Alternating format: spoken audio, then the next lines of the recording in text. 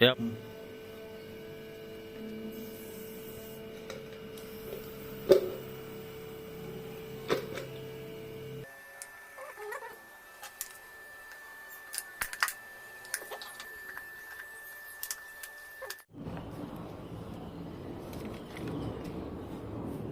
আমি বটল কাটি লৈছোঁ আৰু তাত কোকোপিট আৰু মাটি মিক্স কৰি পেলাই আমি ভৰাই আছোঁ। বৰ্তমান আমি আমাৰ ওচৰত 10-11মান বটল আছে, পানী বটল আধা লিটাৰৰ। আৰু ইয়াত আমি ৰুম এই জলকীয়া পুলিকেইটা, এইকেইটা বৰ ধুনীয়াকৈ হৈ আছে। আৰু যোৱাবাৰ আমি ৰোৱা পুলি এইকেইটা আছিলে, আপোনালোকক দেখুৱাইছিলোঁ। আৰু এতিয়া ফলে ফুলে জাতিষ্কাৰ হৈ আছে, তেতেলীও হৈ আছে, কমলাও হৈ আছে। আৰু ইয়াত আমাৰ যাব জলকীয়া পুলি।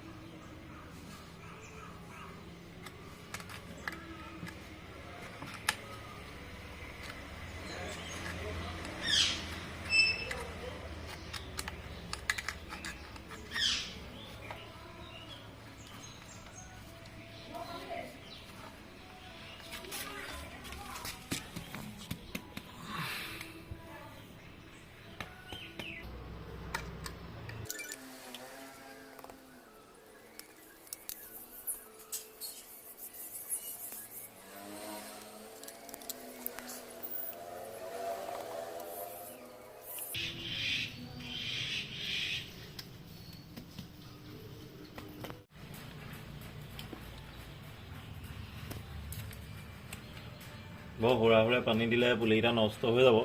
যিহেতু বৰ্তমান আমি ৰুইছোঁহে, সেইটো কাৰণে সাফৰে কমকৈ দিছোঁ।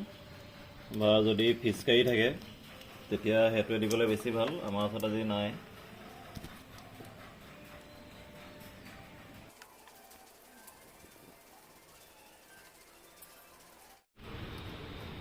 কৰি আছে নেকি?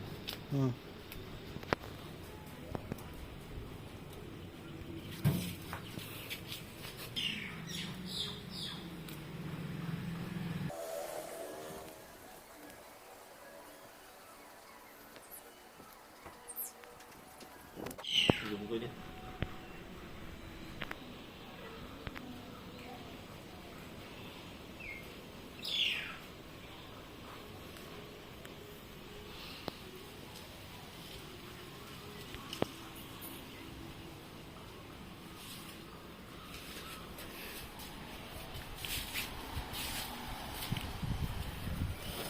এই আকৌ নতুন পাতবোৰ ল'লে মই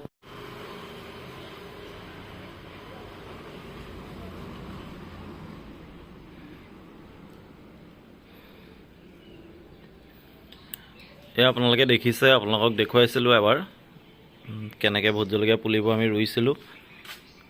এই বস্তাত কোকোপিট আৰু মাটি দি পেলাই 3 জোপা ৰোৱা হৈছিল। আৰু মনটো ভাল লাগি আছে, জলকীয়া লাগিছে আৰু 2-এটা। আৰু গছকেইজোপা অলপ ঠন ধৰিছে, মাজত একেবাৰে বেয়া হৈ গৈছিল। বৰ্তমান লাগি আছে জলকীয়া।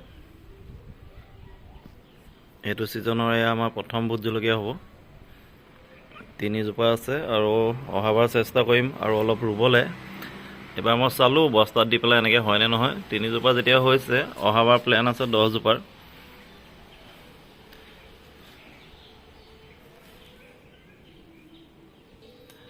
এয়া জলকীয়াও দেখুওৱা হৈছিল ৰোৱা সময়ত, ধুনীয়াকৈ হৈ আছে,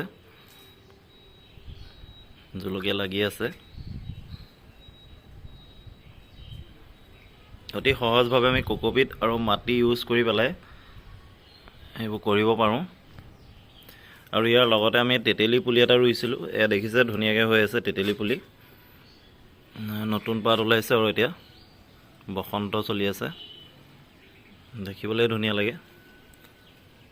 এইটো আপোনালোকে দেখিব নতুন পাত ইয়াতো ওলাইছে। আৰু এই কমলাজোপাও ৰুইছিলোঁ, নতুন পাত ইয়াতো ওলাইছে, ঠন ধৰিছে আৰু। কিন্তু আমাৰ পৰিৱেশটোৰ লগত কমলাবোৰ খাপ নাখায়, সেইবাবে বহুত বেছি ডাঙৰ হৈ যোৱা নাই। আৰু কেনেকুৱা হয় ফলবোৰ কি হয় মই গম নাপাম, প্ৰথম প্ৰচেষ্টা এইটো।